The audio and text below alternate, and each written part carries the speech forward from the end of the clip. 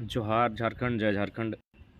जैसा कि जानकारी होगी कि विगत एक दिन पूर्व बोकारो बीएसएल में ठेका मजदूर के रूप में कार्यरत अशोक कुमार महतो, जिनकी कार्य के दौरान मृत्यु हो गई थी, और उनके परिजन मुआवजा और नियोजन की मांग को लेकर बीएसएल गेट नंबर 11 में धरने पर बैठे हैं, जिसमें हमारे तमाम जेबी केसेस के साथी उनके साथ हैं। हम लोग भी उसी दिन जिस दिन मृत्यु हुई थी रात को गए थे, लेकिन चूँकि पहले से मेरा 1 महीना पहले से शेड्यूल रहने के कारण हम रात के कुछ घंटों बाद फिर अपने शेड्यूल में आ गए।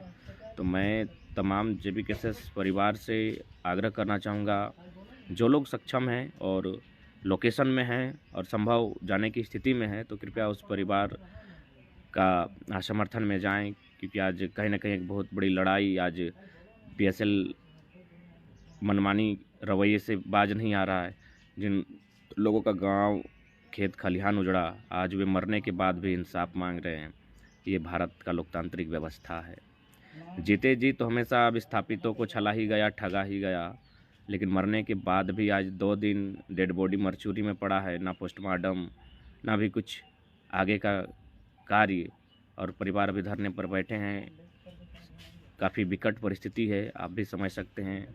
35 वर्ष का युवा था तो उसकी पत्नी का क्या हाल होता होगा, लेकिन पता नहीं पूंजीपतियों और कॉरपोरेट जगत के पास मानवता और दिल नाम की चीज़ होती है कि नहीं। खैर, शायद नहीं होती है, और इसमें हमारे पॉलिटिशियन भी भागीदार हैं, और भागीदार क्यों ना रहें। इलेक्ट्रल बॉन्ड, जब देश के प्रधानमंत्री इलेक्ट्रल बॉन्ड के नाम पर इतने करोड़ों रुपया जमा करेंगे, देश को, जनता को गुमराह करके रखेंगे, तो जाहिर सी बात है कॉरपोरेट का मनोबल बढ़ेगा ही बढ़ेगा।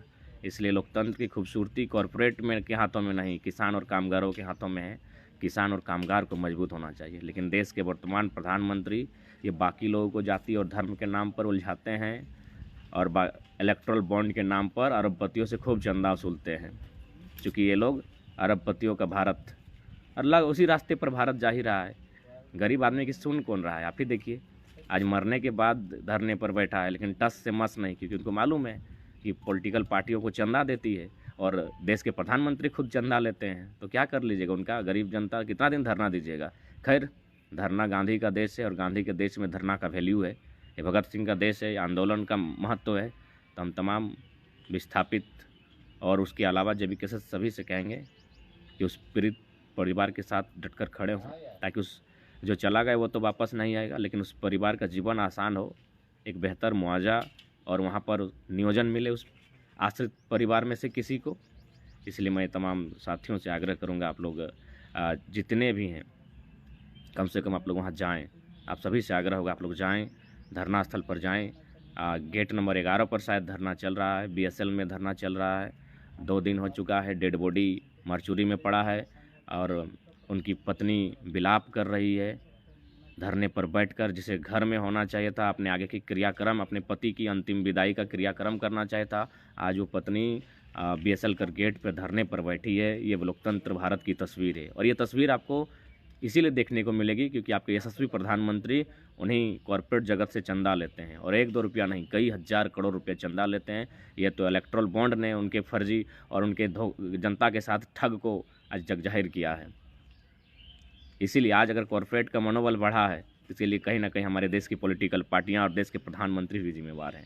माननीय प्रधानमंत्री इतनी भारी राशि में चंदा ले रहे हैं कि आज कॉरपोरेट का मन इस प्रकार फूला है कि एक आम व्यक्ति मर भी जाए तो उस पर उसका दया नाम की चीज़ दिखती नहीं है।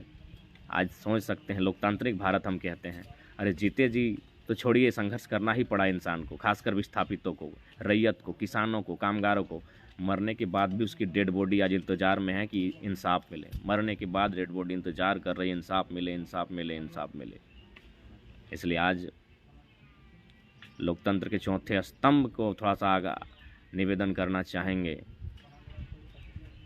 बिल्कुल रोकी नवलदा, आपने सही कहा। लोकतंत्र के चौथे स्तंभ पर निवेदन करना चाहेंगे कि इस पीड़ित परिवार के मामले को बेहतर तरीके से तवज्जो दें अपने अखबार के पन्नों में, ताकि इंसाफ मिल सके। फिलहाल जेबी केसेस के जितने भी साथी, उनसे नम्र निवेदन होगा कि आप लोग जाएं, उस धरने स्थल पर जाएं। अब सभी से निवेदन होगा, धरने स्थल पर जाकर पीड़ित परिवार के साथ, उनके परिजनों के साथ खड़ा रहें ताकि उन्हें मजबूती और हौसला मिल सके।